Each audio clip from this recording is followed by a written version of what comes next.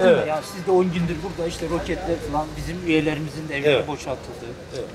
İHA muhabirinin üzerine şikayet üzerine 2 öğretmen arkadaşımız açığa alındı şu O anda. adli idari bir işlem. O devam ediyor. Onun konumuz Yani değil bizim de. buraya geliş gerekçemiz sen bizim o mağdur olan üyemizi ziyaret etme. Anlıyorum. Hem de sendika binamızın kapısında arkadaşlarımıza Diyarbakır'da olduğu gibi yine burada binanızda yaparsınız açıklamanızı.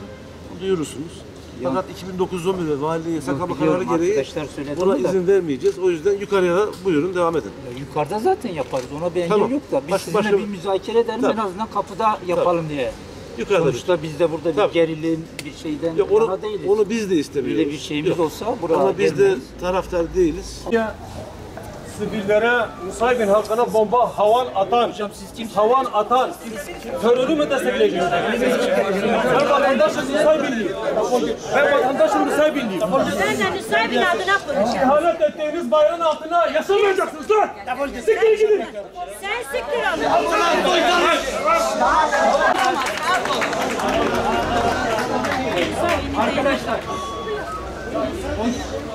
Arkadaşlar o gelen geliş gerekçemizi de daha öncesinde kamuoyuyla arkadaşlarımızla paylaştık. Biliyorsunuz 9 Ekim'den bu yana yoğun çatışmaların, savaşın yaşandığı bir süreçle karşı karşıyayız. Bölge halkları, sınırda yaşayan halklarımız uzun süreden beri bu savaşın, çatışmaların artmasıyla yerlerinden yurttan edilmişlerdir. Yine kamusal hizmetler durma noktasına gelmiştir. Hastaneler, okullar kapatılarak halkın kamusal hizmet alma hakları ortadan kaldırılmıştır. Ne zaman geldi?